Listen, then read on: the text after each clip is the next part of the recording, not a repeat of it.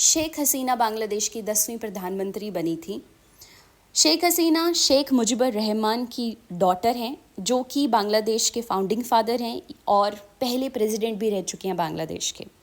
शेख हसीना बांग्लादेशी अवामी league party से belong करती हैं और 2024 जनवरी में 5th टर्म उनका एज प्राइम मिनिस्टर स्टार्ट हुआ था।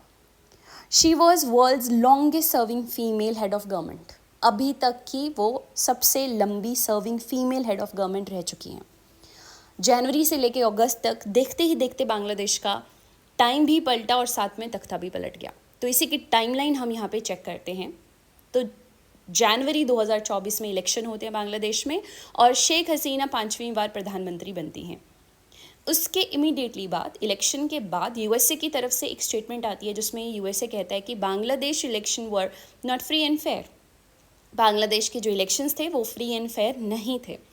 उसके बाद शेख हसीना हिंट देती हैं अबाउट यूएसए। उन्होंने एक स्टेटमेंट कही कि a western country is asking for military base in her country, कि एक वेस्टर्न कंट्री जो है वो बांग्लादेश में मिलिट्री बेस चाहती हैं। उन्होंने हालांकि यूएसए का नाम नहीं लिया था, लेकिन उन्होंने हिंट दिया था जिससे वर्ल्ड मीडिया समझ गया था कि ये यूएसए की ही बात हो रही है।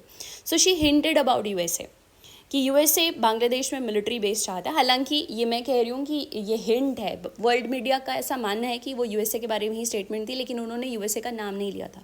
उन्होंने कहा था कोई वेस्टर्न कंट्री जो है वो उनके देश में मिलिट्री बेस बनाना चाहती है, एंड अगर वो ऐसा नहीं करती हैं तो ये उनके लिए और उनकी कंट्री के लिए एक प्रॉब्लम हो सकती है। उसके बाद 5 जून आता है और 5 जून को अचानक से बांग्लादेश में प्रोटेस्ट होने शुरू होते हैं कोटा सिस्टम को लेकर।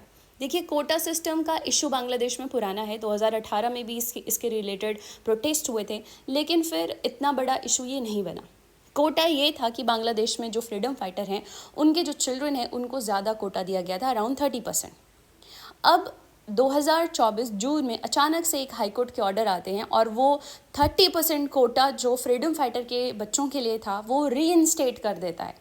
देखिए, इसमें शेख हसीना का कोई हाथ नहीं था। ये जो ऑर्डर आए थे ये हाई कोर्ट की तरफ से आए थे और देश में प्रोटेस्ट होने शुरू हो जाते हैं। हालात बहुत ज़्यादा ख़राब हो जाती हैं और इसके बाद बांग्लादेशी सुप्रीम कोर्ट का एक ऑर्डर आता है जिसमें वो ये 30% कोटा हटा देता है और उसमें कहा जाता है कि सिर्फ 7% कोटा रहेगा। उसमें से भी 5% कोटा जो है वो फ्रीडम फाइटर्स के चिल्ड्रन का रहेगा। बाकी 93% रिक्रूटमेंट जो है वो मेरिट बेस्ड होगी, ये सुप्रीम कोर्ट ने कहा। उसके बाद प्रोटेस्ट बंद हो गए, लोग अपने घर चले गए, सिचुएशन नॉर्मल हो गई।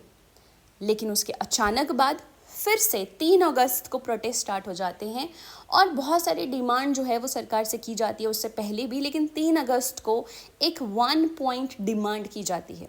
1 पॉइंट डिमांड क्या है कि शेख हसीना जो है वो रिज़ाइन करे, पब्लिकली अपोलोजाइज़ करे और जितनी भी डेथ्स हुई हैं बांग्लादेश में स्टूडेंट्स की या आम जनता की, उसकी रिस्पॉन्सिबिलिटी भी ले। और ऐसी बहुत सारी डिमांड्स थी।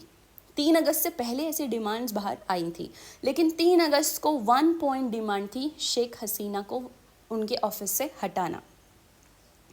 नाहिद इस्लाम, जो कि एक की कोऑर्डिनेटर रहे हैं एंटी डिस्क्रिमिनेटरी स्टूडेंट मूवमेंट के, उन्होंने नॉन कोऑपरेशन मूवमेंट अनाउंस की।